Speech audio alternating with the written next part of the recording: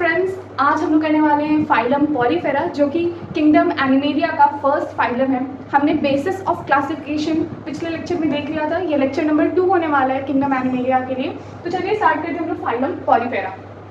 हम लोग आज से जितने भी फाइलम्स पढ़ने वाले हैं किंगडम एनिमेलिया के, वो कुछ इस तरीके से पढ़ेंगे। पहले उसके जनरल जो फीचर्स हैं, जनरल कैरेक्टरिस्टिक्स है, वो पढ़ लेंगे। जैसे उनका हैबिटेट क्या है, symmetry, germ layer, level of organisation और उनके रिप्रोडक्शन, फर्टिलाइजेशन, डेवलपमेंट वगैरह, ये सब आ जाएंगे जनरल कैरेक्टरिस्टिक्स में।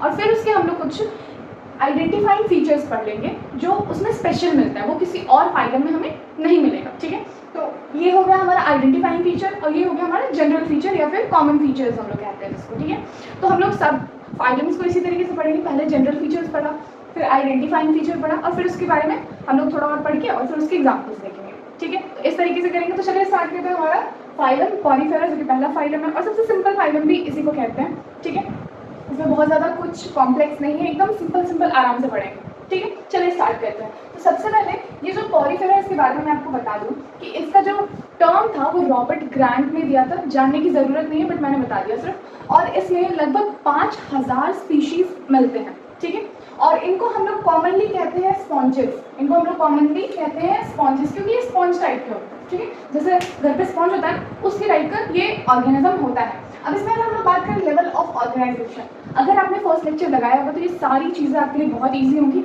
मैंने वहाँ पे इतना सिंपल करके आपको पढ़ा दिया था कि याद करने में बहुत ज़्यादा आपको मुश्किल नहीं हुआ होगा। ठीक है, तो चलिए हम लोग स्टार्ट करते हैं। पीछे वाले चीज़ों को ना रिकॉल करते रहना है लेक्चर के बीच में। और मैंने जैसे बोला था कि लेक्चर के बीच में आप जब भी बायो का लेक्चर लगाते हो या केमिस्ट्री या फिजिक्स किसी का, ठीक है, तो जनरली एक रहता है कि एनसीईआरटी को साइड में खोल करके रखो। फिजिक्स के लिए उतना इंपॉर्टेंट नहीं है, फिजिकल केम के लिए उतना इंपॉर्टेंट नहीं है, बट इनऑर्गेनिक, ऑर्गेनिक और आपका जो बायो है इसके लिए काफ़ी इंपॉर्टेंट हो जाता है एनसीईआरटी। ठीक है, तो मैं आपको यही सजेस्ट करूँगी कि आप जब भी बायोलॉजी पढ़ते हो तो रैदर देन अपना मॉड्यूल या फिर किसी और बुक के, आप एनसीईआरटी को ज़्यादा प्रेफर करो। ओके, तो यहाँ पर हमारे पास पहले आ जाता है कि कॉमनली नोन एज स्पॉन्जेस। ठीक है, इनको हम लोग स्पॉन्जेस के नाम से कॉमनली हम लोग इनको प्यार से बुलाते हैं। ठीक है, इसके बाद लेवल ऑफ ऑर्गेनाइजेशन। इनके लेवल ऑफ ऑर्गेनाइजेशन क्या है, क्या सेलुलर लेवल के होते हैं, टिश्यू लेवल के होते हैं या ऑर्गन सिस्टम लेवल के होते हैं।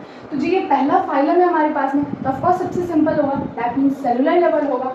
और यही एक लौता फाइलम है जो कि सेलुलर लेवल का होता है। तो इसका लेवल ऑफ ऑर्गेनाइजेशन क्या हो जाएगा, सेलुलर लेवल। ठीक है, लेवल ऑफ ऑर्गेनाइजेशन या ग्रेड ऑफ ऑर्गेनाइजेशन बात एक ही है। अब इनके बारे में बात करें हम लोग जर्म लेयर, तो जर्म लेयर क्या ये डिप्लोब्लास्टिक होंगे या ट्रिप्लोब्लास्टिक होंगे, तो ये हमारे पास में डिप्लोब्लास्टिक होंगे। डिप्लोब्लास्टिक सारी चीज़ें कल हम आपको पढ़ा चुके हैं, सारी चीज़ें जो हैं कल आ चुकी हैं। इनके एग्जाम्पल्स में भी ये सारी चीज़ें आ चुकी हैं, बट ये एक फॉर्मेलिटी है, एनसीईआरटी में दिया है तो हमें भी पढ़ना है। ठीक है, बाकी याद करने के लिए फर्स्ट लेक्चर से आपको चीज़ें बहुत आराम से याद हो जाएंगी। अगेन सिमेट्री, क्या इनके पास में सिमेट्रिकल होंगे, एसिमेट्रिकल होंगे, बायलैटरली होंगे या रेडियली होंगे। तो हमने देखा था कि वहाँ पे एसिमेट्रिकल के केस में मात्र यही एक फाइलम आ रहा था, और एनसीईआरटी में लिखा है जनरली एसिमेट्रिकल या मोस्टली एसिमेट्रिकल। तो हम लोग यहाँ पे लिख देते हैं मोस्टली एसिमेट्रिकल। मतलब एनसीईआरटी ने भी इसको पूरा एसिमेट्रिकल नहीं कहा है। ठीक है, एनसीईआरटी ने भी इसको पूरा एसिमेट्रिकल नहीं कहा है, जनरली एसिमेट्रिकल करके लिखा है। ये इसमें से कुछ ऐसे भी ऑर्गेनिज्म या फिर फ्यूचर में एग्जिस्ट कर सकते हैं या फिर एग्जिस्ट कर रहे होंगे जो कि सिमेट्रिकल हो सकते हैं, आइदर बायलैटरल और रेडियल। ठीक है, इसलिए आप हम लोग मोस्टली एसिमेट्रिकल पढ़ेंगे। ठीक है, हैबिटेट की बात करें तो जनरली एक्वेटिक हैबिटेट होता है, एक्वेटिक हैबिटेट होता है एक्वेटिक, जिसमें जनरली आपका या मोस्टली बोल लो, मोस्टली मराइन होता है। मोस्टली मराइन क्यों बोला, क्योंकि यहाँ पे एक्सेप्शन भी आता है। एक्सेप्शन ये आता है कि इसमें एक फ्रेश वाटर स्पॉन्जिला भी मिलता है। स्पॉन्जिला जो है एक हमारे पास में स्पंज है, उसका हम एग्जाम्पल पढ़ेंगे लास्ट में, जब इस पूरे फाइलम का एग्जाम्पल करेंगे तो हम लोग उसमें आएगा स्पॉन्जिला, जो कि फ्रेश वाटर स्पॉन्ज होता है। ठीक है, तो यहाँ पे एक्वेटिक में मोस्टली मराइन आ जाएंगे, और एक्सेप्शन करके आप लोग चाहो तो लिख सकते हो। एक्सेप्शन में मैं यहाँ पे कहाँ लिखी, इधर लिख देती हूँ, इसका एक्सेप्शन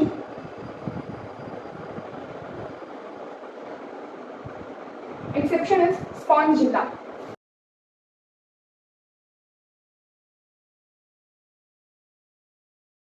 ओके, अब ये हर्माफ्रोडाइट होते हैं। हर्माफ्रोडाइट मतलब बाइसेक्सुअल, स्ट्रक्चर मेल और फीमेल एक ही बॉडी पे मिलेगा, male and female found on the same body. इसको भी मैं यहाँ पे लिख दूँ,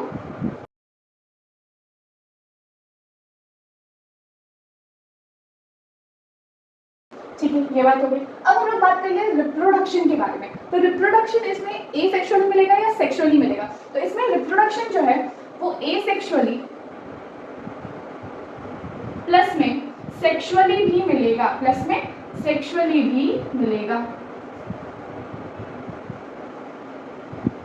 ठीक है। एसेक्सुअली प्लस में सेक्सुअली। एसेक्सुअली की बात करें तो किस किस टाइप से मिल सकता है? तो एसेक्सुअली हमारा पहले मिल जाएगा fragmentation, fragmentation. Second one is budding, budding. Third one is fission, fission से मिल जाएगा, फिजन से मिल जाएगा, ठीक है। अगर बात करें फर्टिलाइजेशन तो इंटरनल होगा या एक्सटर्नल होगा? जी इसमें फर्टिलाइजेशन इंटरनल होगा, इंटरनल, इंटरनल, ठीक है। अगर डेवलपमेंट की बात करें तो डेवलपमेंट डायरेक्ट होगा या इनडायरेक्ट होगा? तो जिसमें डायरेक्ट नहीं होगा इनडायरेक्ट होगा, इनडायरेक्ट। इनडायरेक्ट मतलब includes larval stages, includes larval stages, ठीक है। इसमें कुछ larval stages आएंगे। अब इसमें मैं अगर बात कर लूँ, आप ये पहले लिख लें, फिर मैं इसको रब करूँगी एक बार, और यहाँ पे रिप्रोडक्शन के बारे में थोड़ा सा एक्स्ट्रा आपको नॉलेज चाहिए पड़ेगा यहाँ पे, तो आपको मैं वो बताऊँगी। लिख लिया, खूब से लिख लिया होगा। अब मैं यहाँ पे इसे इरेज कर रही हूँ।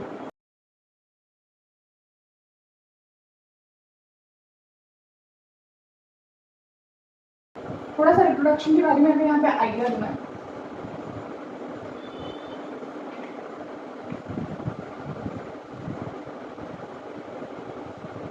रिप्रोडक्शन में हमें 3 टाइप्स मिल रहे थे। कौन कौन? Fragmentation, budding, fission. तो देख लेंगे एक बार। हम लोग ऐसा करते हैं, फिजन से स्टार्ट करते हैं। पहले हम लोग ले लेते हैं फिजन। फिजन, मान लो ये कोई स्पॉन्ज है, मान लो ये कोई स्पॉन्ज है, ये क्या करेगा? मान लो ये कोई स्पॉन्ज है, वैसे भी एसिमेट्रिकल होता है, ये क्या करेगा? ये इसका मान लो न्यूक्लियस है। बहुत सारे स्पॉन्ज एक्चुअली बहुत सारे सेल होते हैं, ये एक सेल नहीं होता, बहुत सारे सेल होते हैं। तो ये आपका फ्रिजन करेगा, मतलब 1 से 2 स्पॉन्ज में डिवाइड हो जाएगा। ये हो गई मदर स्पॉन्ज, मदर स्पॉन्ज, और ये हो गई हमारे पास में डॉटर, डॉटर स्पॉन्ज, ठीक है। दूसरे टाइप का हो जाएगा हमारे पास में, दूसरे टाइप का हमारे पास में हो जाएगा फ्रैगमेंटेशन, फ्रैगमेंटेशन, फ्रैगमेंटेशन। फ्रैगमेंटेशन कैसे होगा? ये मान लो मदर स्पॉन्ज है, ये जो है फ्रैगमेंट्स में टूट जाएगी, बहुत सारे फ्रैगमेंट्स में टूट जाएगी आपके पास में। ये हमारे पास में क्या आ गया? Daughter sponge. ये कौन थी? मदर स्पॉन्ज, ठीक है। तीसरा हमारे पास में आ जाएगा बडिंग, बडिंग मतलब स्पॉन्ज में एक, ये मान लो स्पॉन्ज है, ठीक है, इसमें क्या होगा? एक ऐसे करके आउट ग्रोथ निकलेगा, बड, बेसिकली इसको हम लोग क्या कहेंगे? बड कह दिया, ठीक है। और ये फर्दर जाके डिटैच हो जाएगा बॉडी से बाहर, और एक न्यू, ये जो हो जाएगा हमारे पास में, ये न्यू स्पॉन्ज। ये हमारे पास मदर स्पॉन्ज,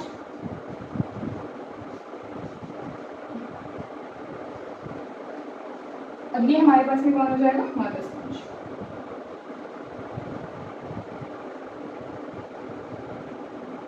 ठीक है, ये हमारे पास में आ गया। फिजन में क्या होगा? टूट करके 2 पार्ट्स में बटेंगे। फ्रेगमेंटेशन 2 या 2 से ज़्यादा पार्ट में बट सकते हैं।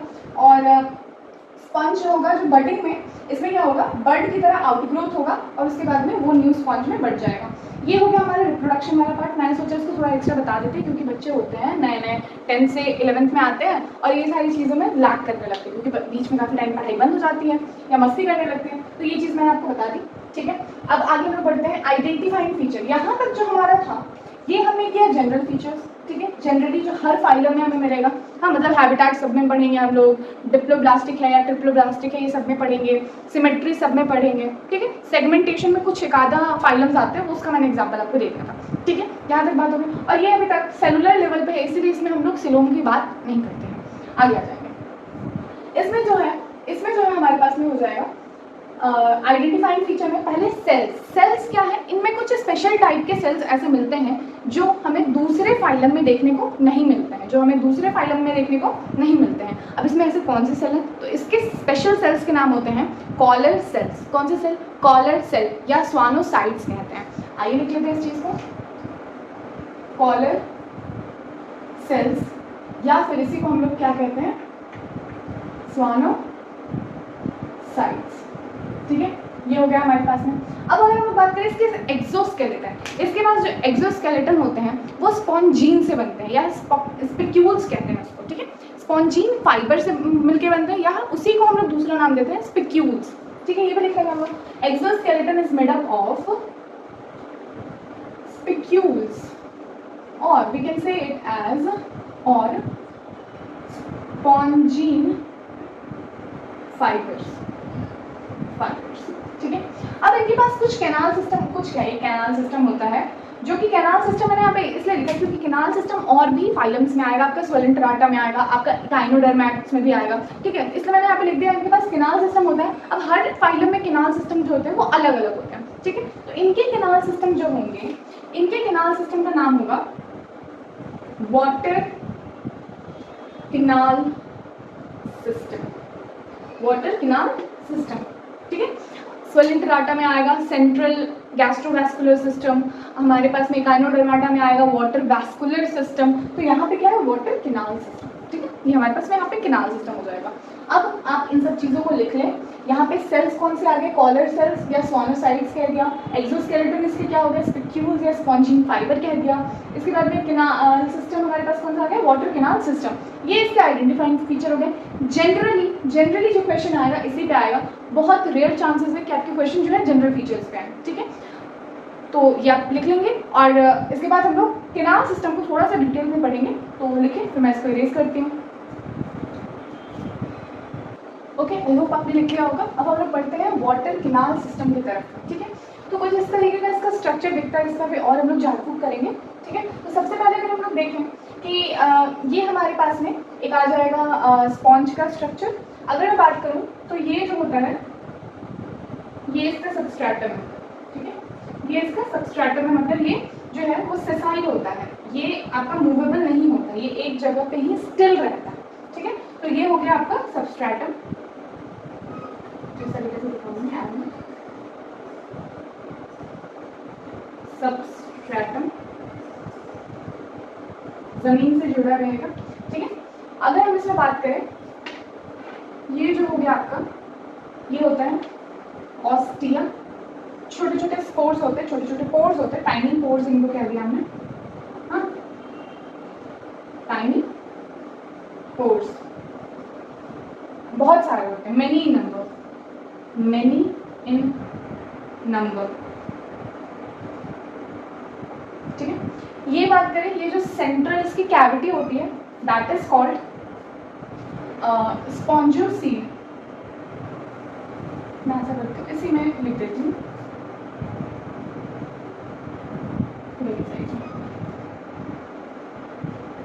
स्पॉन्जोसील,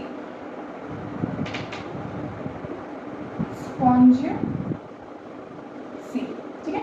और इसकी ये जो स्पॉन्जोसील है ये भी सेंट्रल पार्ट होता है, सेंट्रल, और ये जो होता है वन सिंगल होता है, ठीक है, सिंगल होता है, ओके। अब अगर हम बात करें, इसका एक ओपनिंग होता है, ठीक है। ये ओपनिंग इसको कहते हैं हम लोग ऑस्क्यूलम,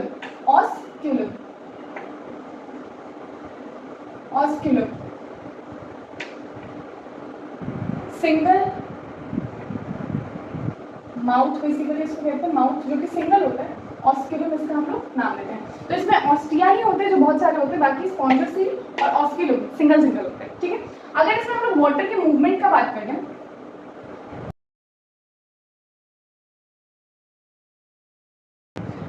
पहले वाटर की एंट्री होगी, वाटर एंट्री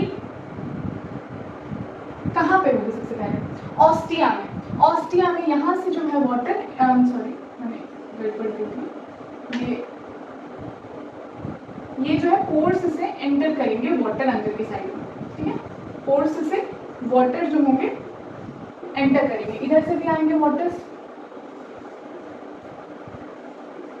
इधर से भी आएंगे वाटर, वाटर्स की एंट्री होगी इधर से, किसके थ्रू? ऑस्ट्रिया के थ्रू। तो वाटर की एंट्री कहाँ पे हुई?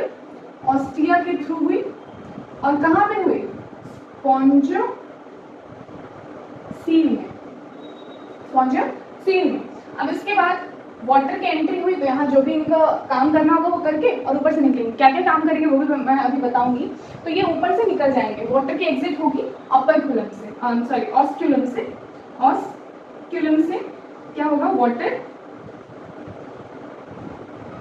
एग्जिट कर जाएगा, ठीक है। आई होप इतना समझ में आया होगा। तो ये आप लिख लें, मूवमेंट ऑफ वाटर, वाटर की एंट्री कहाँ हुई? ऑस्ट्रिया से हुई, उसके बाद स्पॉन्जोसील में जाएगी, यहाँ अपना सारा काम धाम जो भी इन लोगों को करना है, न्यूट्रिशन, रेस्पिरेशन, ये सब करेंगी, और ऑस्क्यूलम के पास में फिर जाकर के ऑस्क्यूलम से निकल जाएगी, वाटर का एग्जिट हो जाएगा। आई होप ये आपने लिख लिया होगा, मैं इसको अब रब करने वाली हूँ, ठीक है।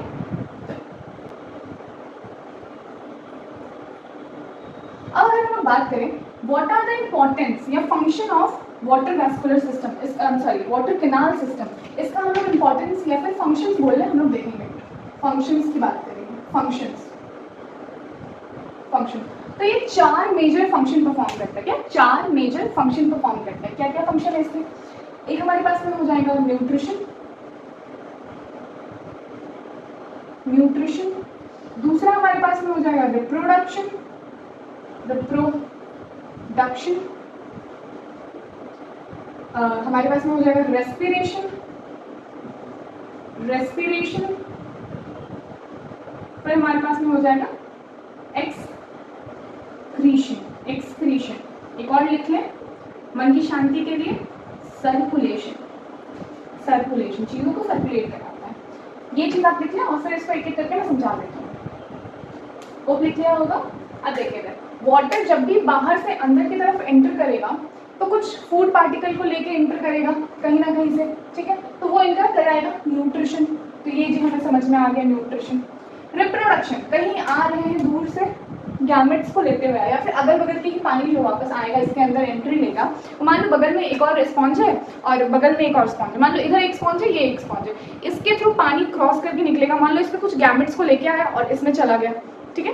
इस जैसे मैं अगर मान लो ये एक स्पॉन्ज है, यहाँ पे भी एक हमारे पास में क्या है? स्पॉन्ज है, ठीक है। और मान लो ये जो स्पॉन्ज है कुछ इस तरीके का, मैं एक रफ सा डायग्राम बना रही हूँ, ठीक है। मान लो एक स्पॉन्ज है, मान लो वाटर यहाँ से एंटर किया और यहाँ से एग्जिट किया वाटर, प्लस में इसके पास आ गए गैमेट्स, प्लस में इनके पास क्या आ गए? गैमेट्स आ गए। अब यही वाटर यहाँ जाएगा क्या? गैमेट्स लेके यहाँ पे आएगा क्या? अब मान लो यहाँ पे ये मेल गैमेट लेकर के आया हो, यहाँ फीमेल की गैमेट बैठी हुई हो, उसके साथ फ्यूज कर लेगा, तो क्या रिप्रोडक्शन हो जाएगा? मान लो यहाँ से फीमेल ही गैमेट चली गई, इसके पास में कोई ऐसा स्ट्रक्चर नहीं कि फीमेल गैमेट मोटाइल होगा या नॉन मोटाइल होगा या मेल गैमेट ही मोटाइल होगा, ऐसा कुछ नहीं है इसमें। तो इसमें क्या होगा? आपका जो है गैमेट्स का अदला बदली भी हो जाएगा, ठीक है। तो यहाँ पे ये इसने रिप्रोडक्शन भी कर लिया, ठीक है। अब आई बात रेस्पिरेशन की। रेस्पिरेशन, एक्सक्रीशन और सर्कुलेशन, ये चीजें मैं एक ही बार में समझा रही हूँ, मैं इसको रब कर रही हूँ, ठीक है।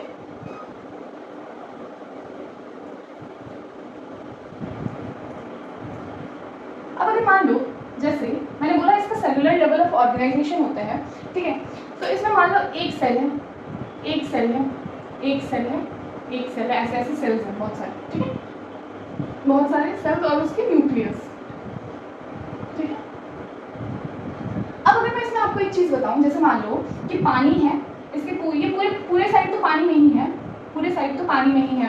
तो मान लो बाहर से जो पानी फ्रेश वाटर आ रहा है वो O2 में रिच होगा, ठीक है। ऑक्सीजन पानी में ज़्यादा होगा और यहाँ पे ऑक्सीजन कम होगा।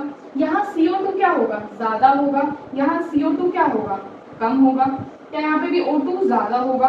क्या यहाँ पे भी O2 कम होगा? क्योंकि रेस्पिरेशन लगातार चल रही है ना, तो हवा ही होगा, और यहाँ CO2 कम होगा, तो क्या CO2 इधर से इधर निकलेगा, डिफ्यूजन होगा। क्या ऑक्सीजन इधर से इधर जाएगा, डिफ्यूजन होगा। यहाँ पे भी कुछ यही केस होगा, हाँ यहाँ पे भी कुछ यही केस होगा, ये कुछ ऐसे होगा, ठीक है। मतलब CO2 का इंटेक CO2 को बाहर की तरफ भेजेगा और O2 को अंदर की तरफ लेगा। This is called respiration through diffusion. ऐसे ही ये क्या करेगा, सर्कुलेशन करेगा। एक्सक्रीशन भी ऐसे ही करेगा, अंदर गंदी चीज़ें भर जाएंगी तो ये बाहर डिफ्यूज कर देगा, ठीक है। तो ये एक्सक्रीशन कर लेगा और सर्कुलेशन भी ऐसे ही हो जाएगा। तो ये कुछ इसका हमारे पास था मेजर पॉइंट। अब हम लोग यहाँ पे एक नीट में बहुत फेमस क्वेश्चन है, एक आ जाता है कभी कभी चलते हैं क्वेश्चन नीट में, दैट इज क्वेश्चन क्या आता है इससे, फंक्शन सही है, क्वेश्चन है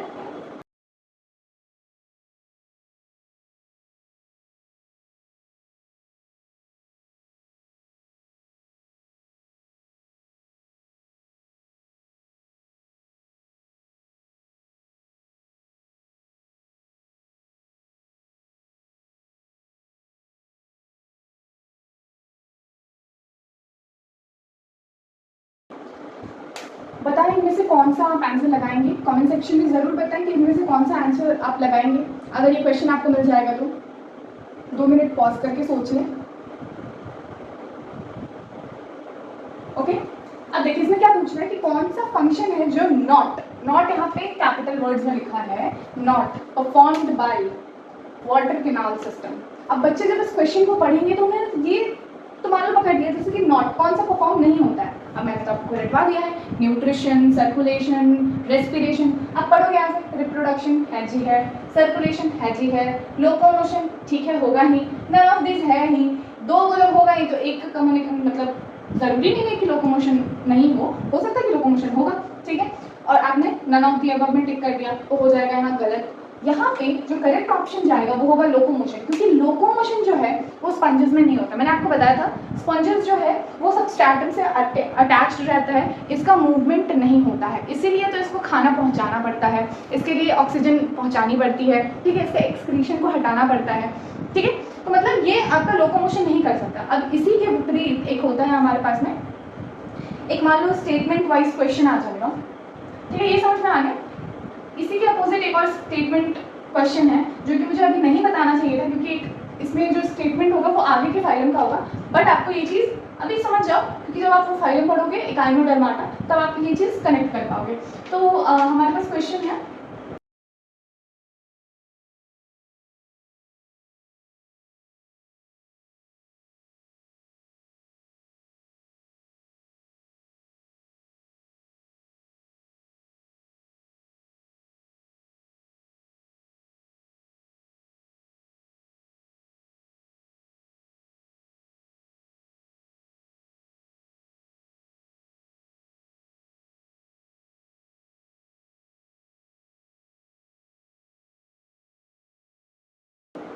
बता दो जरा जल्दी से आंसर इसका। पहला स्टेटमेंट है water canal system help in locomotion, दूसरा स्टेटमेंट है water vascular system don't help in locomotion, ठीक है।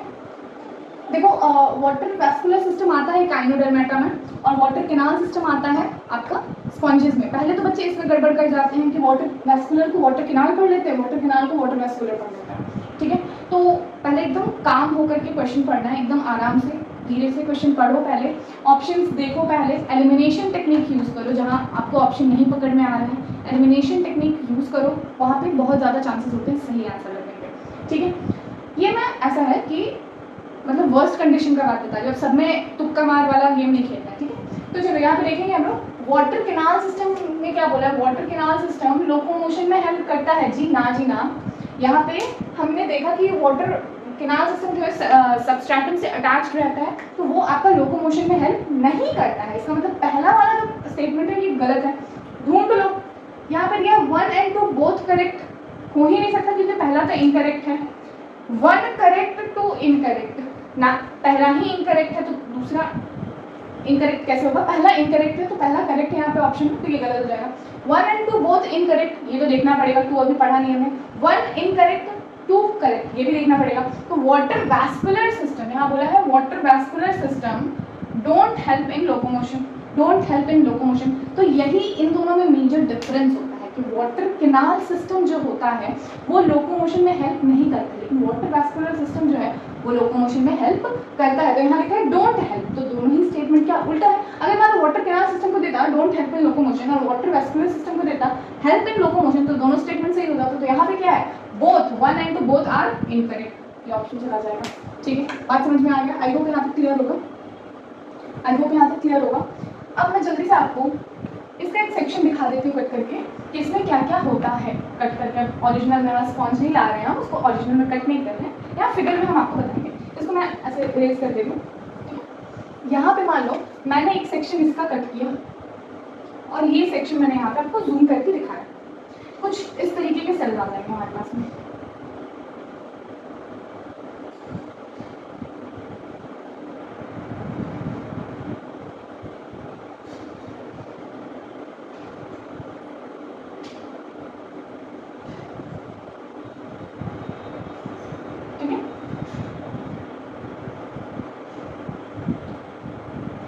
यहाँ पे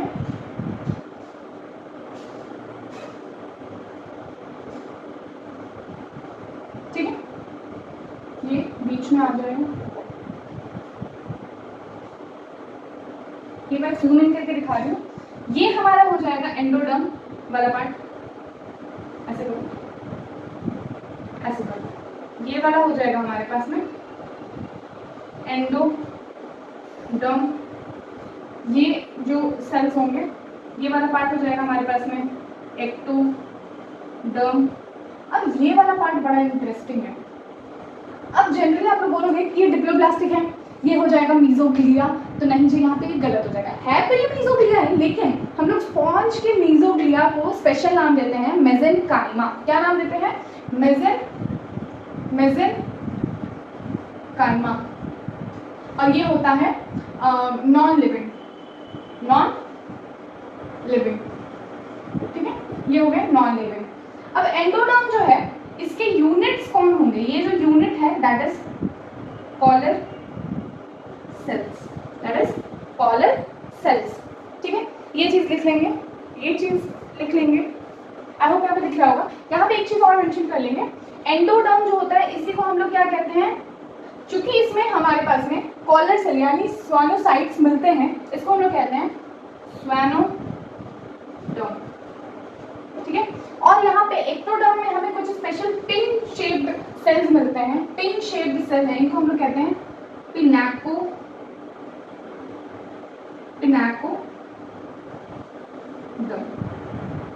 ये एनसीईआरटी के बाहर का है, ये एनसीईआरटी के बाहर का है। बस आपको ये स्ट्रक्चर याद रखना है। मेसेनकाइमा बोलते हैं इसके मेसोग्लिया को। ये एंडोडर्म हो गया, ये एक्टोडर्म हो गया। एंडोडर्म में आपके कॉलर सेल्स मिलते हैं, इसीलिए इनको स्वानोडर्म कहते हैं। और यहाँ पे पिन शेप्ड सेल मिलते हैं, पिनाकोडर्म कहते हैं। आई होप यहाँ तक ये चीज़ क्लियर होगी। अब जल्दी से हम इसका एग्जाम्पल करके इस फाइलम को पैकअप करते हैं, ठीक है। इरेज करो, यहाँ पे बीच में ऐसे डॉट्स डाल देना, ठीक है। और ये फ्लैजेला होता है, ये क्या होता है? ये फ्लैजेला होता है, ठीक है। इरेज करो। अब हम लोग बात करेंगे एग्जाम्पल्स की, ठीक है। पहला हमारे पास आ जाएगा साइकॉन, दैट इज स्काइफा, ठीक है। स्काइफा इसका कॉमन नाम, साइकॉन का कॉमन नाम, हम ब्रैकेट में जो भी लिखेंगे that is the common name, ठीक है। तो साइकॉन का कॉमन नेम स्काइफा होता है। दूसरा अगर हम बात करें साइकॉन के बाद हमारे पास आ जाएगा आई थिंक यू स्पॉन्जिया या स्पॉन्जिया, दोनों में से कोई भी सीरियल आपका हो सकता है ऊपर नीचे। यू स्पॉन्जिया, ठीक है, that is called bath sponge, ठीक है। Now third one is Spongilla, that is fresh water sponge.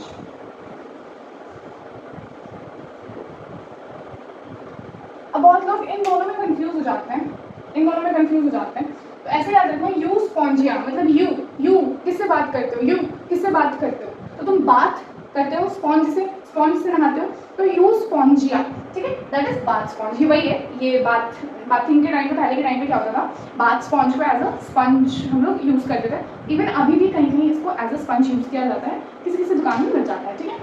ये ओरिजिनल स्पॉन्जेस होते हैं, जी हाँ, ये ओरिजिनल स्पॉन्जेस होते हैं। आपको भी सुन के अजीब लगा होगा, मुझे भी फर्स्ट टाइम सुन के अजीब लगा था ये चीज़, ठीक है। तो Euspongia is bath sponge, then Spongilla is fresh water sponge and Sycon is scalp. याद करो इसे, ठीक है। तो विद दैट्स इट, हमारा पॉरीफेरा फाइलम खत्म होता है। नेक्स्ट हम लोग करेंगे स्वरंटराटा एंड टिनोफोरा और फिर वैसे आगे बढ़ते जाएंगे।